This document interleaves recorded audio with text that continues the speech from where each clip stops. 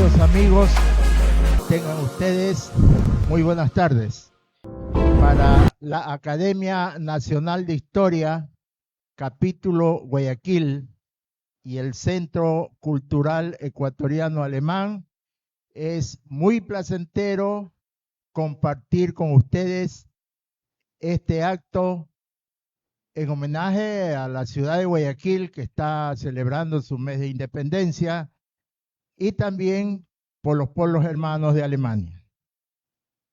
Tenemos la participación de la señora Adelina Landívar, directora del Centro Cultural Ecuatoriano Alemán. Gracias, Germán.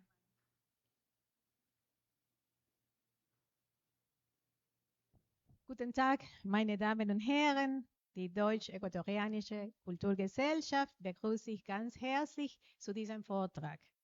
Es un honor para mí darles la más cordial bienvenida a este encuentro, donde celebramos dos eventos de gran relevancia histórica y cultural. Hoy conmemoramos los 34 años de la reunificación de Alemania, un acontecimiento que no solo marcó el fin de la división de un país, sino que también simbolizó el triunfo de los valores de unidad, paz y libertad que tanto apreciamos. En este marco también damos inicio a un ciclo de conferencias que, con el auspicio de la Academia Nacional de Historia, capítulo Guayaquil, tienen como objetivo resaltar la invaluable contribución de la comunidad alemana a la cultura del Ecuador. Desde el siglo XVIII hasta nuestros días, los alemanes han jugado un papel fundamental en diversas áreas, como la ciencia, la educación, el arte y la arquitectura, dejando un legado duradero que hoy deseamos explorar y reconocer. Este ciclo de conferencias busca además profundizar en la relación histórica entre ambos países y fomentar un mayor entendimiento de cómo estas contribuciones han moldeado aspectos clave de nuestra sociedad. Agradecemos profundamente a nuestro conferencista de hoy, señor Gustavo Costa von Buchwald, quien nos hablará de la figura de su bisabuelo Otto von Buchwald. Estamos seguros de que esta será una experiencia enriquecedora para todos. Los invito a disfrutar de esta primera conferencia y a seguir participando en las próximas sesiones que hemos preparado con mucho esmero para ustedes. De igual manera, los invito a seguirnos a través de nuestra página web y de las redes sociales para que se enteren de todos los eventos que planificamos por y para ustedes. Quiero agradecer también a Gustavo, ya que nos ha hecho llegar 3 libros justamente de Otto von Buchwald. Los vamos a incluir con mucho gusto en nuestra biblioteca. Muchas gracias. Y finalmente, quisiera yo, como siguiente punto, presentarles a un directo amigo de esta casa, a Fabián González, quien nos interpretará la pieza musical Ich gröle nicht de Robert Schumann. Así que adelante, Fabián, bienvenido.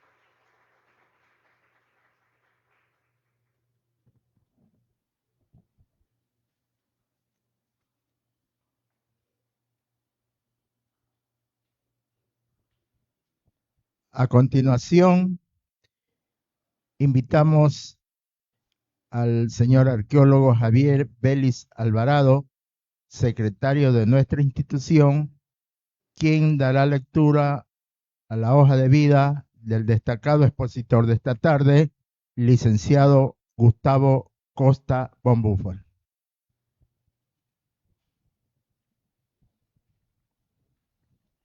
Buenas tardes a todos ustedes, y es grato presentar a Gustavo. Los alemanes han aportado muchísimo a este país. Desde el siglo XIX teníamos a Stubbe y Reis, que eran unos vulcanólogos que vinieron y aportaron una información valiosísima, poco conocida. Pero también tenemos después a Teodoro Wolff. Es la base de la geografía del país y por ende muchos de los que conocemos el país admiramos también lo que dejó este alemán. Tenemos hoy en día un bisnieto de don Otto von Buffel, quien aportó bastante a inicios del siglo XX, bastantísimo sobre la arqueología, sobre la lingüística, y Gustavo pues ha estado inmerso en todos estos atabares que tiene la investigación histórica, antropológica, la arqueología, que está aportando con la lingüística. Se ha dedicado desde el año 2012 a andar recorriendo los caminos de la arqueología y se fue a meter en la isla Puná, por allá. Una zona riquísima arqueológicamente hablando, y también era uno de las fortalezas que tenían los huancavilcas en relación a todo el control de lo que era el Golfo de Guayaquil, que difiere un poco de lo que es el estuario del río Guayas. También estuvo en el Cerro de Jaboncillo, que es hoy en día uno de los pilares de la arqueología, y es un aporte valioso que se está haciendo porque dos investigadores norteamericanos señalaron que Cerro de Jaboncillo era muy semejante a un Machu Picchu en el Perú, por la calidad, la cantidad de material. También estuvo en el diagnóstico arqueológico en un diseño vial de la autopista a la zona costera donde se va a construir el aeropuerto.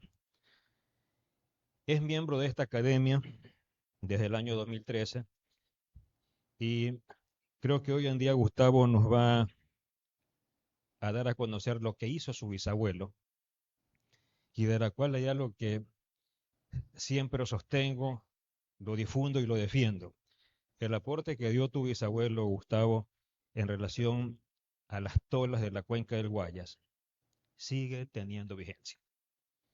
¿Ya? Sigue teniendo vigencia. Entonces, este público quiere conocer lo que hizo tu bisabuelo, que en parte está ligado también a las investigaciones que hicieron los alemanes en esta parte de nuestro país. Gracias por haber aceptado esta invitación y gracias por el apoyo que estás dando al capítulo de la Academia Nacional de Historia. ¿No? Gracias.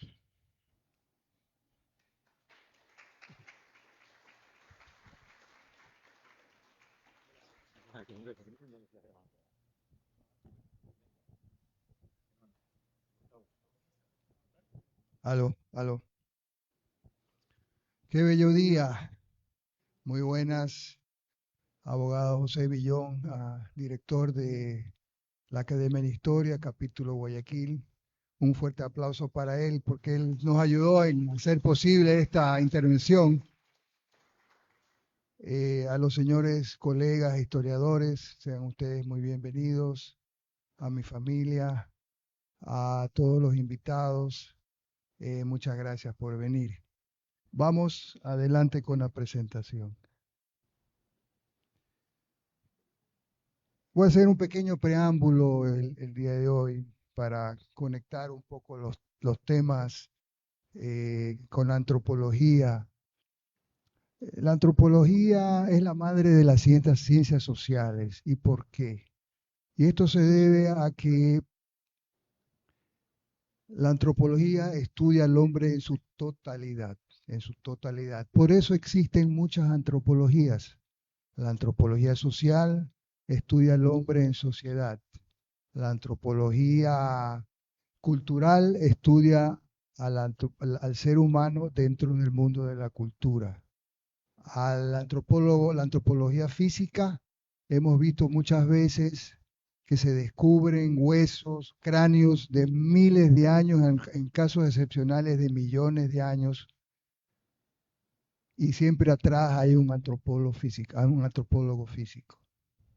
¿Qué ha pasado con todas esas ciencias adicionales que aportan al conocimiento humano? Ahí tenemos la prehistoria, que estudia las sociedades sin escritura. Ahí tenemos a la historia, que tenemos a sociedades que estudian a las sociedades, pero con escritura. O la arqueología, que es una ciencia que estudia los restos materiales de sociedades ya desaparecidas. Adicionalmente hay la lingüística, hay la etnohistoria, hay la etnografía y otras muchas ciencias que aportan al conocimiento del ser humano en su totalidad. ¿Qué ha pasado aquí en el Ecuador en los últimos 100, 120 años? Desde la época, en la prehistoria, en la arqueología, de la época de Monseñor Federico González Suárez, que es considerado el padre de la arqueología ecuatoriana. ¿Por qué? Porque en el año 1896 publicó el primer Atlas Arqueológico del Ecuador.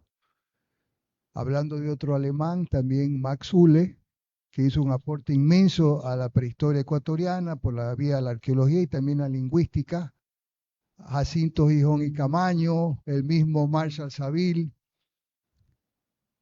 Y hemos pasado de una época de von Buffel y todos estos pioneros, donde había poco o nada de conocimientos de qué hicieron estas personas en el pasado. A 100 años, 120 años después, que hoy en día hay muchísimo conocimiento. Ha habido muchísimas investigaciones, publicaciones, documentales. Entonces, lo que en la época de von Buffel era un tema la investigación, ahora es otro partido de fútbol. Al final hay un video que también les explico cómo va la arqueología hoy en día. Entonces, los profesionales de la antropología, o ya sea la historia, la prehistoria, tienden hacia una altísima especialización. Y me refiero en este sentido, que me voy a permitir dar unos ejemplos. En el caso de la prehistoria, hay especialistas en el neolítico, en el paleolítico. En la historia hay especialistas en los temas de la época colonial, temas de las guerras de independencia, Vicente Rocafuerte y otros muchísimos temas republicanos. Entonces, todos estos investigadores tienen especialidades. En el caso particular mío, yo tengo dos especialidades. La una es la navegación precolombina, póngale ahí. La una es digamos, la navegación precolombina, y obviamente ya mismo vamos a entrar en el tema de von Buffel. ¿Por qué la navegación precolombina? Porque en el año 2015 yo fui parte de una expedición, el Contiki 2, que es la consecuencia de la expedición que hizo Thor Heyerdahl, que ustedes posiblemente ya lo conocen o han escuchado, que en el año 1947 hizo el viaje del Callao a la Polinesia. En los años 70, Vital Alzar, famoso expedicionario, salió con 3 naves de Guayaquil a Australia. Y el año 2005 hubo otra expedición, el Tangaroa, que fue para replicar la hazaña de Thor Heyerdahl, que efectivamente llegaron a la Polinesia por segunda vez. El año 2015 que yo participé del Contiki 2 fue una expedición atípica. ¿Por qué? Porque fue de Callao a la isla de Pascuas.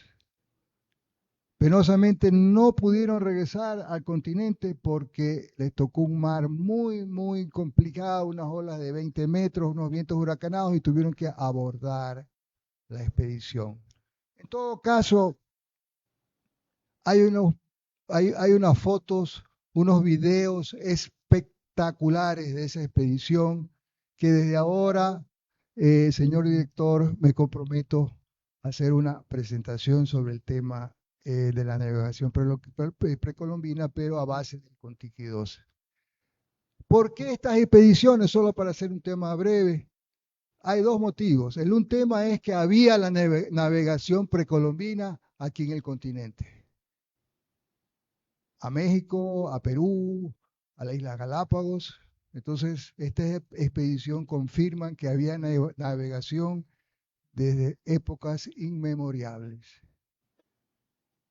Y el segundo tema es el tema de la migración que tiene que ver con el poblamiento americano, porque América era un continente despoblado, sino que en épocas también muy remotas estaban conectados vía el estrecho de Bering y poco a poco del Asia pasaron a nuestro continente y el continente se fue llenando. Y von Buffel así lo explica muy bien en uno de sus artículos, que dice que el poblamiento americano es como una botella. Y usted le comienza a echar agua, se llena la botella y después se riega. Entonces, una vez que se llenó el continente americano o se pobló el continente americano, también la gente comenzó a viajar a otros lugares y viajaron en estas embarcaciones. Ese es el detalle, uno de los detalles de la navegación precolombina. Pero tendrán que venir a otra conferencia en el futuro, serán siempre bienvenidos. Vamos, el siguiente. Aquí en Guayaquil hay dos sabios. El uno es Francisco Campos en el tema de la flora y la fauna y von Buffel en el tema precolombino y lingüístico. Esa es una medalla de la medalla que le dieron a él en el año 1864 en un conflicto que hubo con Dinamarca. Siguiente. Ahí es la primera cronología, esa es la medalla que le dieron en 1866 contra una batalla contra Austria. Él nació en el 43, entró a la Academia Militar de Spandau, en 1868 se graduó de ingeniero militar, ingeniero civil, y finalmente viaja al Perú en el año 1868, 1869, que vamos a hablar un poquito más adelante, llega al Callao y después viaja a Cusco. Siguiente. Siempre las personas, la familia me pregunta, bueno, ¿y von Buffel por qué se vino a Sudamérica? ¿Qué había en Sudamérica? O sea, ya hay varias razones. Primero, él era un hombre joven, tenía 27 años y quería conocer el mundo, quería viajar, quería ver qué es lo que había para él en este planeta. Y en la zona de Mecklenburg, un modelo a seguir era este señor Heinrich Schliemann, que era contemporáneo de él, PhD en arqueología de la Universidad de Sorbona, 33 años de edad con 15 idiomas, y era un hombre famosísimo porque descubrió Troya. O sea, yo no sé, una estrella que nos imaginemos aquí, enseguida pues la gente se relacionaba a ella. Vamos, el siguiente. En los artículos de él lo menciona varias veces a Schliemann, le tenía admiración, y él habla ahí que para llegar a la capa de Troya tuvo que pasar por 7 capas, ¿no? Que es el tema de la estratigrafía arqueológica o geológica, porque en un pedazo, en una capa, los restos humanos que hay adentro están relacionados al momento, a la historia de la capa geológica, ¿no? Siguiente. Bueno, muchos de ustedes habrán oído el tema de von Humboldt que vino acá. En Europa era una conmoción este señor, todo el mundo lo admiraba, todo el mundo quería ser como von Humboldt y yo creo que mi bisabuelo tenía un poquito de eso. Vamos. En el caso particular mío, de muy joven o sea, chico, adolescente, el trabajo de María Lola Castro Tola del año 1967. Ella era bibliotecaria de la Casa de la Cultura. Hizo un primer trabajo de él aquí en el Ecuador, un primer detalle, hay como 18 artículos que ella pone ahí y que me ayudaron un poco a trabajar en el tema, ¿no? No sé si algunos se acuerdan de este. ¿Aló? ¿Usted lo tiene? Vean, cuando yo estaba en el colegio, ese libro estaba en todos los colegios por el tema de historia del Ecuador. Y él, Francisco Huerta Rendón, sí lo mencionaba. Entonces fue otra referencia. Y también aquí nuestro querido Rodolfo tiene un bonito artículo de von Buffel que siempre lo tengo presente. Y fueron estos tres elementos que hicieron que yo un poco trabaje por el tema de Otto von Buffel. Vamos a la siguiente. El tema de Olón está relacionado a von Buffel en el sentido que él estuvo ahí y él estudió la palabra Olón, que no significa las olas, tiene que ver con una ave de rapiña. Ese es el significado. Además que yo conocí un poco el pueblo de Olón cuando Olón pues era un pueblo abandonado, no había carreteras, no había nada. Entonces yo sí pude conocer esa parte de la costa ecuatoriana cuando todavía era virgen, cuando no había centro turístico como Montañita, para decirlo menos. Era una cosa bellísima, bellísima. Vamos al siguiente. Bueno, quiero que tenga presente que Otto von Buffel, su medio de subsistencia era la ingeniería civil. Él dependía de eso. El tema arqueológico, lingüístico era algo que le gustaba mucho, pero era como un plan B, si se lo puede decir de esa manera, ¿no? Yo he estado en Cusco, no soy un especialista de Cusco, pero he estado en Cusco 3 veces, he estado 2 veces en Machu Picchu. La primera vez fui como un mochilero a Cusco en el año 1977 y después fui con mi esposa, después otra vez estuve solo, pero eh, ese plano que viene de la época colonial da ciertas pautas. El río Guantanay, que es el río que cruza Cusco, es como tipo el río Tomebamba de Cuenca. Una cosa parecida, todos ustedes conocen Cuenca, es parecido, ¿no? Y ese río tenía una serie de canales para distribuir el agua dentro de la ciudad de Cusco, ¿no? Entonces, vamos al siguiente. Entonces, von Buffel, como yo les decía, él vivía de la ingeniería. Cuando llegó a Perú, lo primero que hizo fue decir, oye, bueno, a ver, ¿dónde hay trabajo? ¿Dónde hay algún contrato? Porque yo necesito sobrevivir. Entonces él fue a Cusco, pero como ingeniero de Estado. O sea, fue a hacer un trabajo. ¿Cuál era el trabajo? Fue revisar esos canales, ¿no?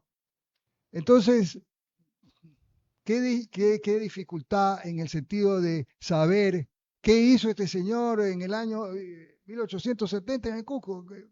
Complicadísimo. Por suerte, él tiene 2 artículos. El uno que se llama El Cusco Medieval de 1919 y el otro Tiahuanaco y Cusco 1918. Y ahí explica qué es lo que en realidad él hizo. ¿Qué es lo que encontró en Cusco? Encontró estos canales que estaban regados por la ciudad. Entonces yo cuando estuve en Cusco la última vez dije, bueno, voy a investigar este artículo, a ver qué es lo que hay. ¿Será verdad lo que dice von Buffel? Al mínimo no es tan verdad. Vale, vamos al siguiente. Entonces él, en el artículo de él dice que estuvo en la calle Safi. La calle Safi existe. Que vivía al frente del convento de Santa Teresita. Ahí está el convento de Santa Teresita. Pero la calle Safi, que en la época de von Buffel eran unos canales como la foto anterior que ya vieron, Ahora es una calle normal para carros, peatones, pero en realidad el ambiente es casi el mismo, ¿no? Yo me tomé la molestia de preguntar, porque él también en el artículo hace un detalle con la familia que se quedó, y la familia Nadal, me di una vuelta por ahí, pero o sea, nadie sabía, hasta una señora casi se molestó, me tiró la puerta encima, pero bueno, no me importa. Siguiente, no me importó. Habla en el mismo artículo el Cusco medieval sobre Garcilaso de la Vega. Garcilaso de la Vega fue el producto de una relación entre un conquistador español, Garcilaso de la Vega, y una princesa inca cusqueña, Isabel Chumpi. Tuvieron un hijo que era mestizo.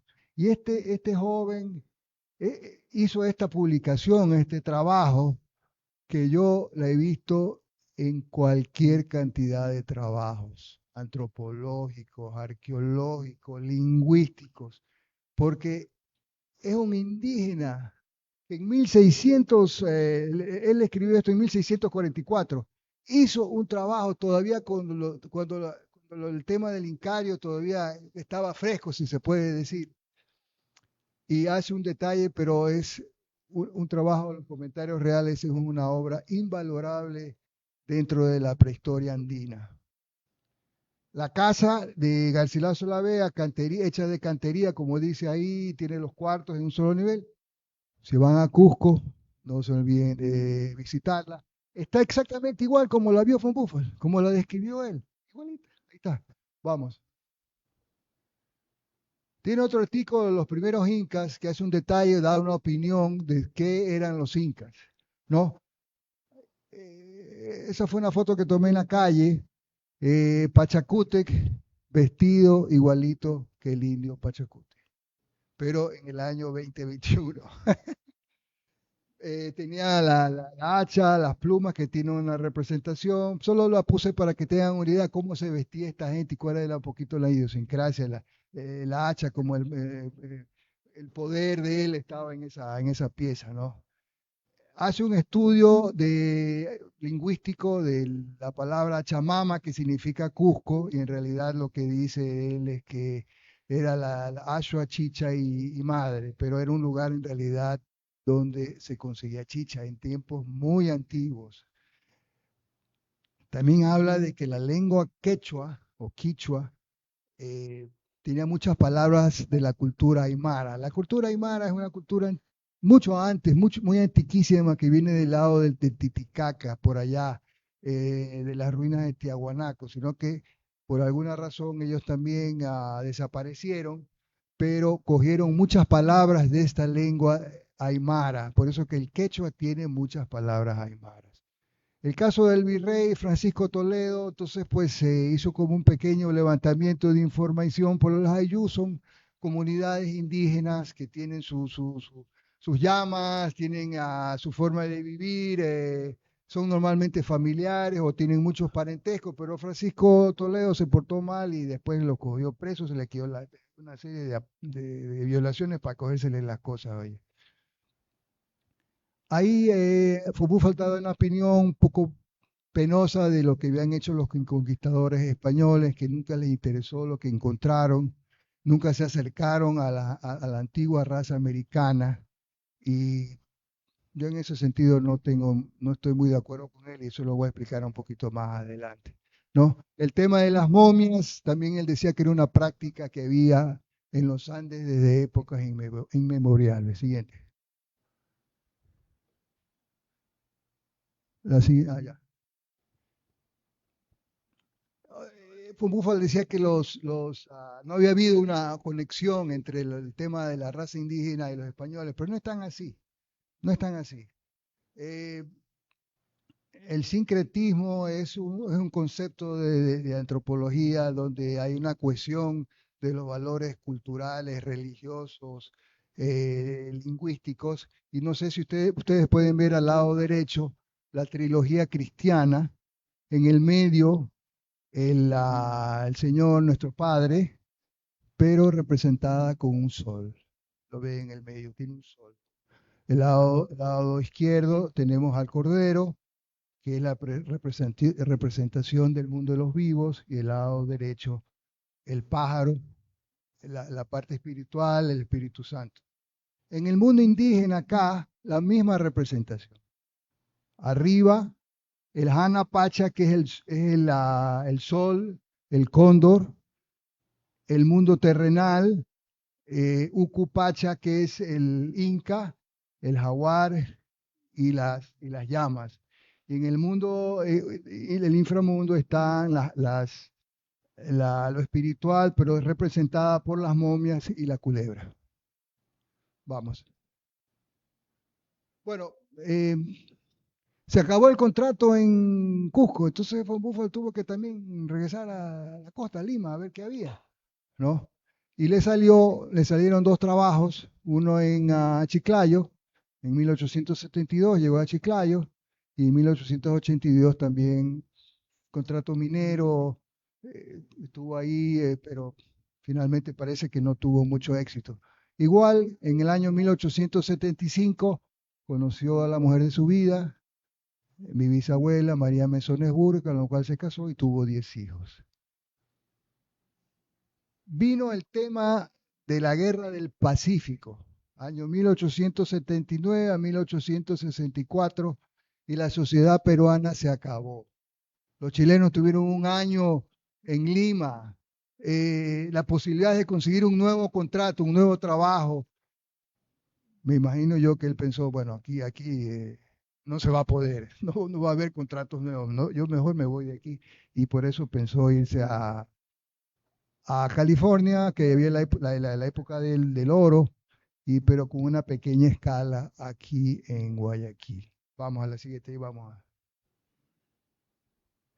Este tema de su visita a Chiclayo, además de sus temas profesionales de ingeniería civil, también tiene un lado del tema lingüístico prehistórico, ¿no? ¿Y cuáles fueron las fuentes de él para esta investigación? La una es el diccionario de la lengua yunga. ¿Qué pasó? Fernando de la Carrera, que era un sacerdote, tuvo que, como la gente de la costa no podían entender los dogmas cristianos, entonces se les ocurrió a ellos hacer un diccionario en la lengua de ellos para efecto de hacer la evangelización. Pero a la postre, ese diccionario que está en la lengua de Chimú, las antiguas lenguas del Perú, ha servido muchísimo para efecto de saber cómo esta gente hablaba, cuáles eran las palabras de su idioma, que hoy en día pues, son idiomas desaparecidos. Además de eso, este artículo fue hecho en 1915, pero él se ayudó de los trabajos de Jacinto Girón y Camaño, de Ed Seller, para escribir estos artículos sobre la raza Chimú, que es muy importante. Ya vamos al siguiente. Aquí hay unas palabras chimús que yo estoy seguro que ustedes la conocen. ¿Cuántas veces nosotros nos hemos encontrado con el apellido Quimí? Por todos lados. Profesionales, taxistas, empleadas domésticas, con el apellido Quimí. Yo me he encontrado, no sé, 100 personas. Pero en la traducción de él, Quimí significa el viejo. Ese es el apellido de Quimí. Otra palabra, Puná, significaba el cerro. Tumbalá, el que castiga, el famoso cacique de Puná que castigaba cuando alguien se portaba no muy bien. Oiga. Cauchiche, donde vamos a trabajar. Estas son palabras del diccionario de Von Buffel. Hay muchas palabras que están ahí, pero yo he sacado solo algunas. Chongón significa tierno algarrobo. Engabao, Cerro de la Madre. Chanduy, el llano alto. Eso es lo que significaba. Pero es una relación, dígame, directora, a eso tierra, ¿ya vio? ¿Y hay muchos algarrobos en Chanduy? Dígame. Bastantes. Moey el muerto. Vamos a la siguiente. Falta una ahí. ¿Se pasó una o no? Regrese. La siguiente. Ah, no. Bueno. La otra base para el tema de la influencia de esta raza, que la trabajó con Max Uhle, fue el tema de que originalmente esta raza, que estaba regada en el Perú, o sea, desde Lima hasta el norte, hasta la parte de Ecuador, Puná, el Guayas, Manabí, inicialmente eran piratas, eran personas que venían a piratear, a cogerse la cosa, a llevarse las mujeres, y por eso que él tenía esa impresión de él. Pero en esa época no se sabía de dónde venían, porque dicen que vinieron de México, hay una serie de opiniones al respecto, pero finalmente no sabían. Esas son dos piezas de la colección de Von Buffel que yo les he tenido. Más adelante, de la raza de la pieza china, la siguiente. Entonces, como hay esta controversia sobre la cultura chimú, yo en el año 2010 decidí traer un especialista, una persona que realmente conozca el tema a profundidad, porque yo no soy arqueólogo peruano, no puedo hablar sobre el tema, pero algo conozco. Entonces traje al doctor Federico Kaufmann Doink, también de descendencia alemana, pero para que nos ilustre, nos diga, nos dé unas pautas a ver cómo es esto ahí. Y entre paréntesis, ahí está mi esposa, mi hijo, y quisiera hacer un paréntesis y pedirles a todos ustedes, con toda modestia, un fuerte aplauso para mi esposa, que me ha ayudado a través de todos estos años con el tema de la arqueología y la prehistoria. ¡Viva, viva! Muchas gracias.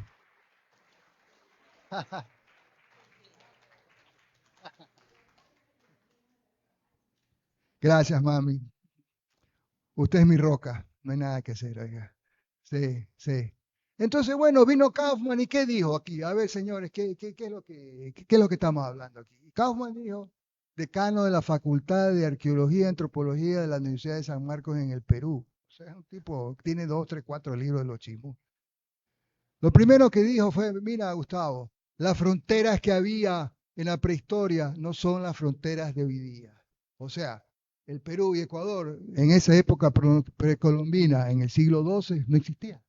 Lo que había eran fronteras naturales, un río, un puente, una montaña, un valle. Esas eran las fronteras de estas personas, de estas etnias. Y estos grupos de esta raza, estamos hablando del siglo XII en adelante, estaban en el norte del Perú y también estaban en el Ecuador. El tema lingüístico.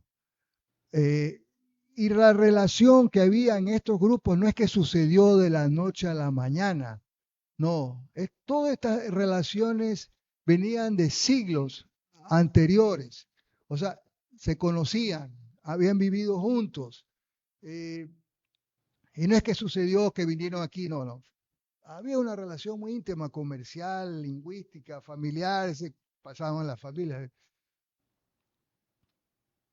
Y él da la siguiente opinión, sí no es Kaufmann, es los Chimús, dice, que estaban en la Isla Puná, estaban en el Guayas, estaban en la península de Santa Elena y Manabí.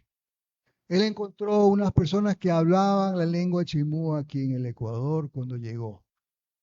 Entonces un colega, mi colega Javier Vélez, me dice, oye Gustavo, pero ¿y cuál es la evidencia? ¿Dónde está la evidencia que estas personas, la evidencia material, dónde está la evidencia que estas personas existieron y estuvieron aquí en el Ecuador? Evidencias hay por toneladas. ¿Cuáles son esas? Yo cuando hice la investigación estuve en la reserva del MAC. Y en la reserva del MAC está la colección de Emilio Estrada, que tiene, no sé, 200, 300 piezas de la cultura chimú. Algunas en contexto, otras no sin contexto, pero ahí está la evidencia material, que estas personas estuvieron aquí, que vivieron aquí, que estuvieron aquí. ¿Ok? Sigamos. Esto es algo inédito, primera vez que lo presento, son los planos de la costa ecuatoriana, pero con nombres chimús. Siguiente. Siguiente. del Perú. Eso habría que ser un estudio de verdad. Lo estoy coordinando con un museo del Perú, pero esto es valiosísimo. Vamos. En Lambayeque está el museo del señor Enrique Bruning, le dice ya en el Perú, que fue un contemporáneo von Buchwald. Hizo un trabajo extraordinario. Si alguna vez van a Lambayeque, se los aconsejo que vayan a visitarlo. Además de estar en Trujillo, Chiclayo, que está en las Huacas de la Luna, del Sol, hay la señora la dama de Cao, el señor de Zipán. Miren que mi esposa ya se ha vuelto también media arqueóloga. En todo caso, es un viaje que yo se los recomiendo. Es bonito, no cuesta mucho y uno puede pasarse un par de días ahí dando vueltas. Es muy interesante.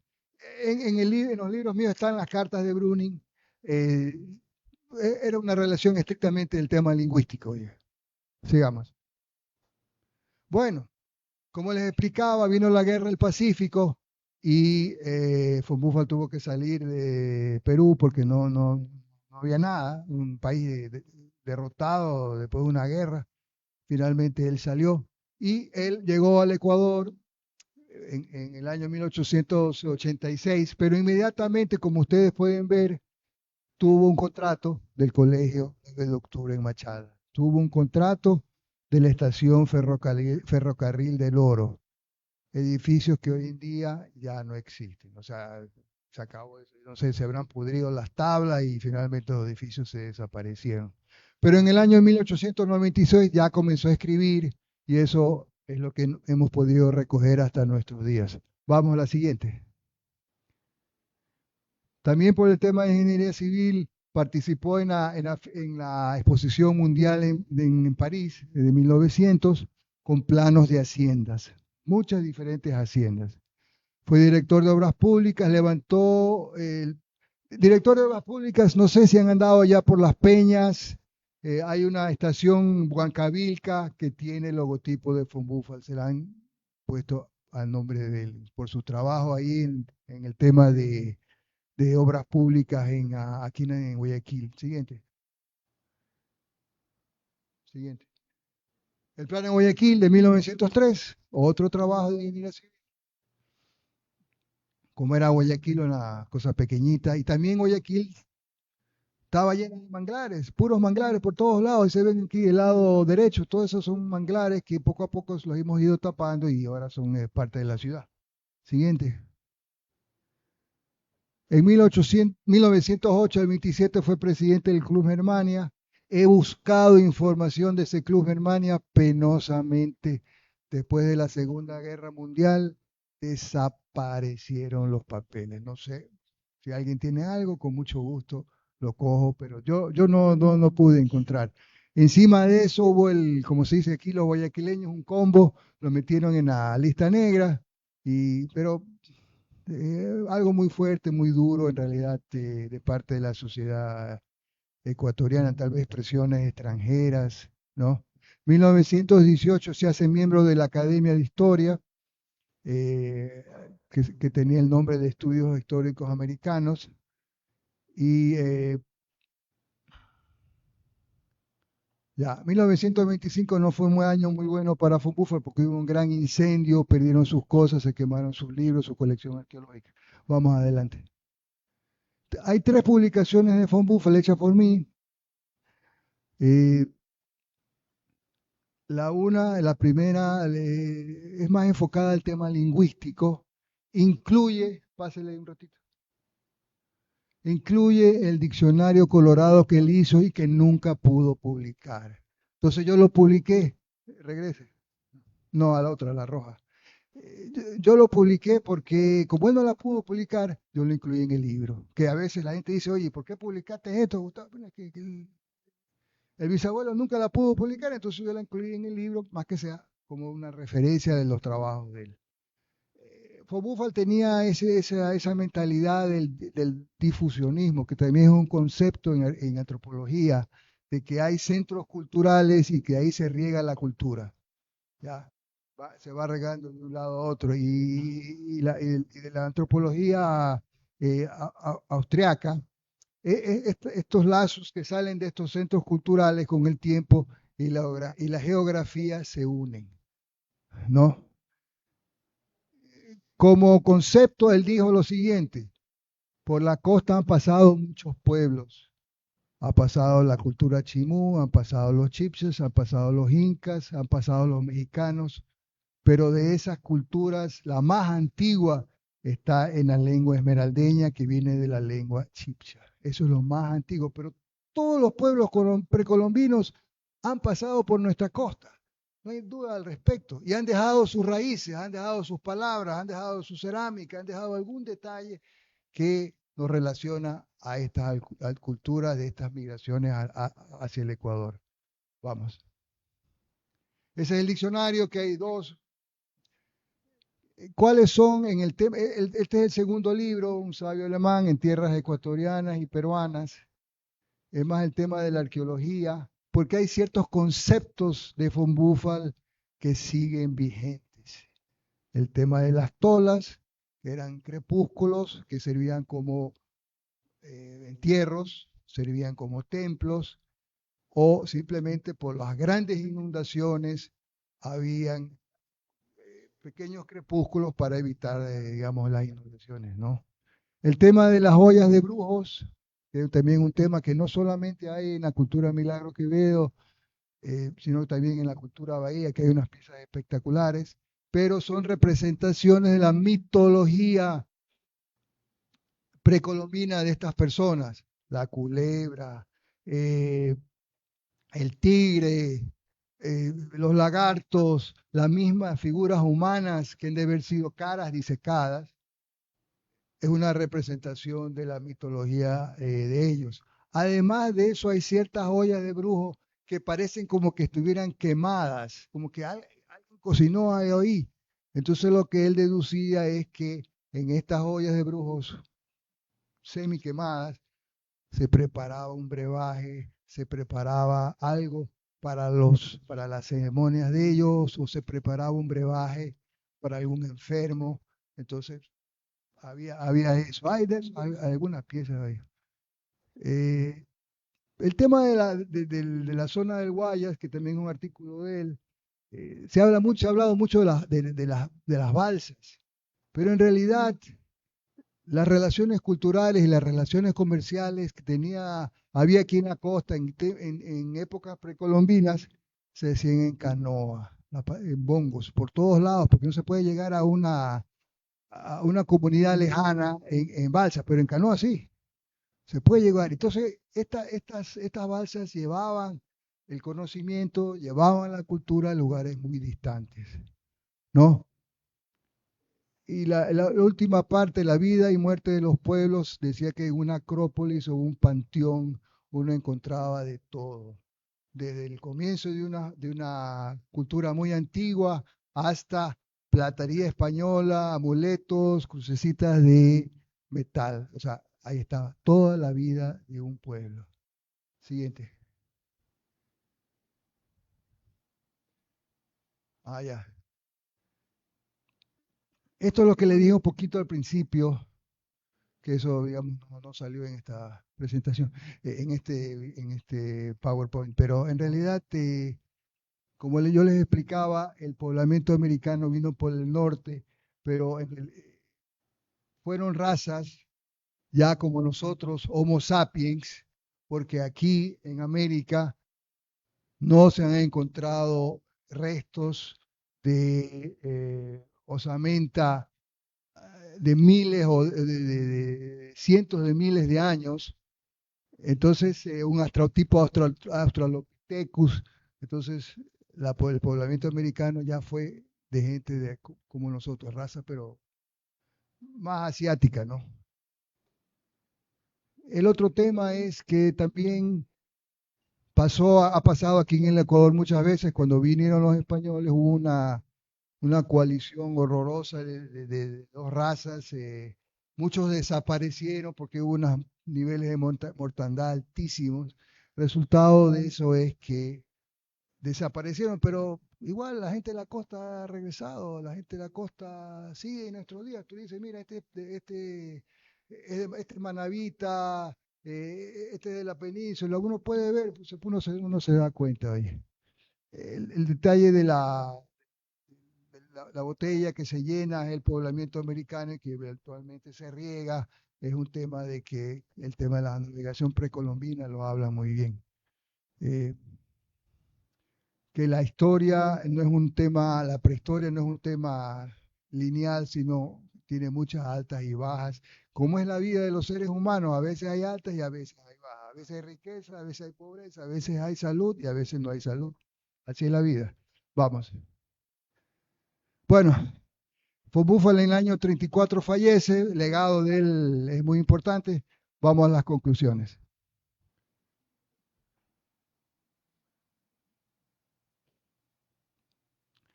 Sus estudios etnolingüísticos son analogías a sociedades vivas. Totalmente correcto.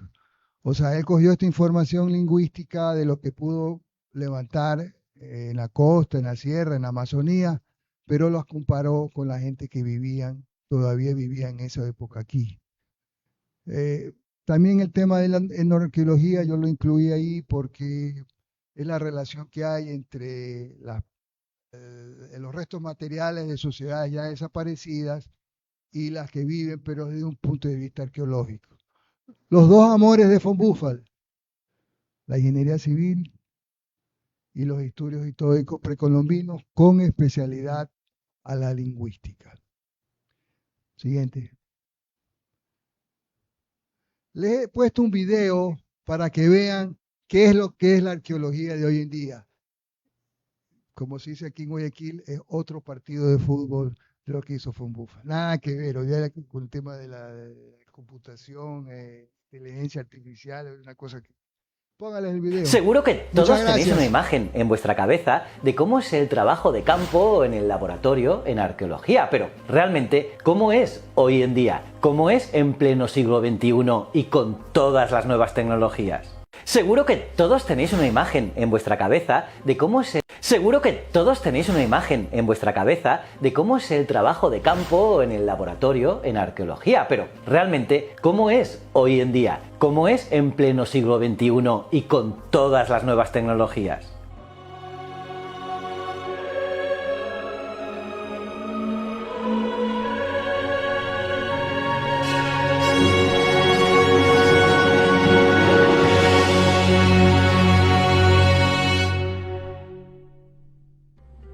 La imagen romántica del arqueólogo trabajando en el campo, en su excavación, con sus herramientas, sigue siendo totalmente válida. Eso sí, dejando de lado la ficción, pero a las metodologías y utensilios clásicos se han unido las nuevas tecnologías. Igual que ocurre con las demás ciencias, la metodología en arqueología se ha ido transformando a partir de los grandes avances en la tecnología, incorporando nuevas herramientas para estudiar con mayor precisión cada vestigio del pasado. La segunda mitad del siglo XX trajo grandes avances importantes para la investigación arqueológica, como por ejemplo la datación por carbono 14, desarrollado a principios de la década de 1960, que constituye, sin duda, el avance más emblemático, un antes y un después. Desde entonces, la innovación ha sido continua para enriquecer el abanico metodológico de los investigadores. A partir de la década de 1960, la influencia anglosajona ha contribuido al desarrollo de una corriente epistemológica, la nueva arqueología, que renovó profundamente la metodología. La arqueometría, una disciplina que emplea métodos físicos y químicos para la arqueología, con el objetivo principal de permitir la datación, y sus distintas ramificaciones se han desarrollado a raíz de ello. Además, la arqueología se ha sumado a la era digital, que ha multiplicado su capacidad de análisis, ya que entre otros muchos avances, la fotogrametría permite reconstruir en 3D objetos, restos y yacimientos arqueológicos que a veces son difícilmente visibles. O por ejemplo el LIDAR, que es la teledetección láser y que nos permite ver, por ejemplo, a través de la selva. Y es que la importancia de adaptarse a métodos más actualizados permite además evitar técnicas invasivas en el terreno, o para dar mayor difusión de los hallazgos. Dentro de la geoarqueología se encuentra, por ejemplo, el uso de la fotografía aérea, que implica volar sobre una superficie, por ejemplo, con la ayuda de un dron, y tratar las fotografías con filtros cromáticos y con cámaras térmicas para ver el crecimiento diferencial de la vegetación.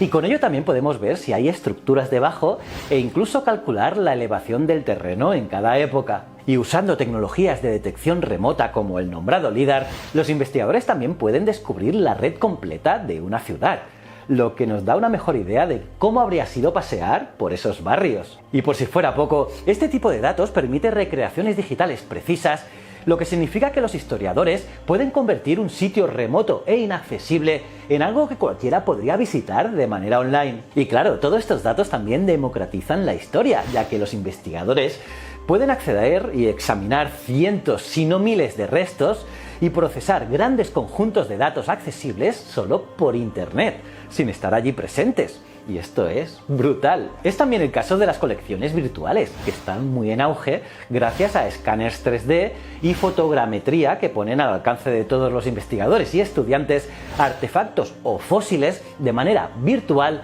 permitiendo su estudio e investigación desde cualquier parte del mundo. Con todo esto y los análisis isotópicos y la aplicación de la genética y biología molecular, la arqueología está cada día más preparada para extraer información creciente. Algo que es totalmente alucinante. Y si quieres y me lo pones en los comentarios, podemos adentrarnos un poquito más sobre cualquiera de estas técnicas en más vídeos. Así que si te interesa seguir indagando en nuestro pasado, no te pierdas los próximos vídeos, así que no olvides tanto suscribirte, darle a la campanita, para recibir notificaciones y también seguirnos en las redes sociales de la Fundación Palar. Ah, y echa un vistazo a nuestra web. Allí... Solo con un pequeño comentario. Ya no es la arqueología de hoy en día que von Buffal tiene que caminarse decenas de kilómetros para levantar palabras, experimentos, investigación arqueológica, lingüística. Ahora todo es en línea. Y el arqueólogo hoy en día, hay este nuevo sistema que se llama LIDAR, que va a un sitio y por fotometría sacan todos los árboles y solo ven lo que hay ahí, los edificios. Entonces, a veces no hay nada, a veces hay. Entonces, si no hay nada, no vale la pena ir allá tan lejos y gastar días y días y gastos económicos. O si hay un barco hundido, con la fotometría, sacan todo del agua. Entonces ven directamente a 200, 300 metros de profundidad cómo es el naufragio. ¿Qué es lo que vamos a hacer? O si bajamos a esas profundidades, vamos a ir exactamente donde queremos ir. Imagínense, es una revolución y de cierta manera es mejor desde el punto de vista arqueológico. Hoy en día es mejor, mucho mejor. Gracias por su presencia. Felicitaciones. Gracias.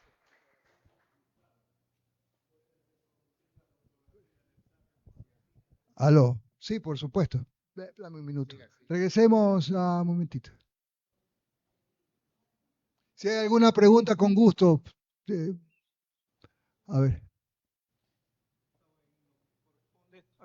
En lo que corresponde a la arqueología, en Ecuador se está aplicando la tecnología LIDAR, o sea, LIDAR. Ah, Porque para el tema de Yanganatis apareció hace poco, ya. un par de meses, que habían más o menos ubicado con esta tecnología, pero para el resto. Porque antes lo clásico eran sobrevuelos, pero a ojo pelado, poder ver cuáles eran las diferencias, por ejemplo, entre la vegetación. Entonces, partes que estaban hundidas podían tener más agua y podían tener una vegetación un poco más oscura. O sea, estaban aplicando diferentes técnicas para poder descubrir, por ejemplo, tolas, ya ese tipo de cosas. Pero con la tecnología que ya han aplicado en Centroamérica y pues hasta México, todo lo que es la cultura maya, han comenzado digamos, a despoblar, a sacar todos esos árboles tecnológicamente y encontrar lo que podrían ser ciudades o monumentos, qué sé yo. Lo que no van a poder encontrar, en definitiva, es si es que hay algo debajo de la superficie, porque no hay elementos externos Ya, pero en Ecuador, la pregunta es, ¿en Ecuador están aplicando esa tecnología más allá de lo de Yanganates? Oye, gracias, una linda pregunta. Dos conceptos ahí. El LiDAR te permite sacar, por decir, todos los árboles. Entonces tú ves exactamente qué hay ahí. También el LiDAR sirve para ver a debajo de la tierra, para que tú tengas una idea. O sea, tú vas con el LiDAR, haces el trabajo, bueno, ahí hay restos, ahí hay una tola, ahí hay oro, porque la gente siempre me pregunta, oye, ¿el oro? El oro se lo llevaron los españoles penosamente, oiga, porque no ha quedado mucho de eso.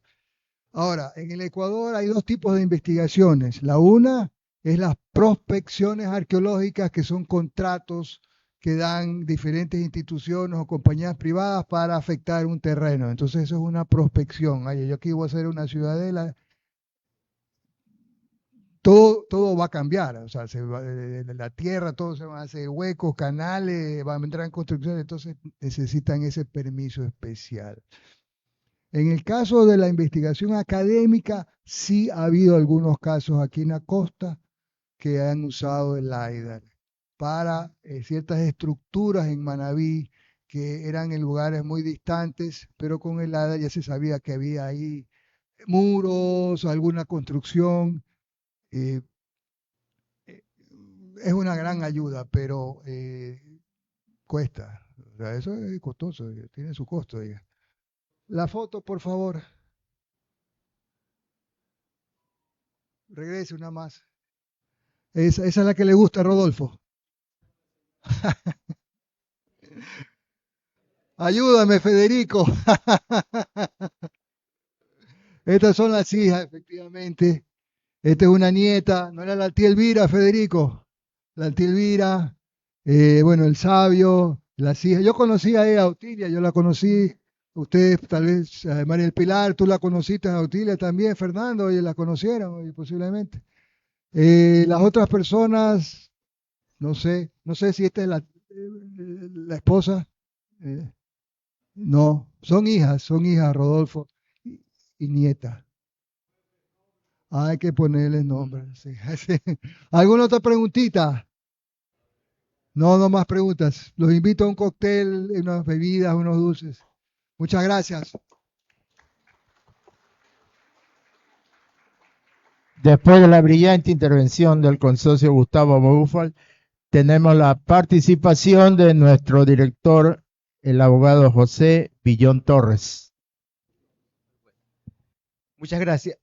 Primeramente, agradecer a Gustavo por haber aceptado la invitación que se le hizo para que nos brinde esta conferencia, ¿no? Entonces, y luego felicitarte, Gustavo, por tu aporte a esto que desconocíamos mucho, lo que fue Otto. Y hoy, con tu magnífica ponencia, nos ha dado luces, nos ha dado nuevos conocimientos, hechos que, como ya le hemos comentado en otras conferencias que hemos tenido, serán publicados todos por la Academia Nacional de Historia del Ecuador Capítulo Guayaquil. Ponencia y las demás que se han venido realizando desde un tiempito atrás que nos hemos hecho cargo de esta institución, van a ser publicadas. Nuestro sincero agradecimiento de parte de la Academia Nacional de Historia del Ecuador y el Centro Cultural Alemán, Ecuatoriano Alemán, por su presencia en esta tarde cultural. Buenas tardes.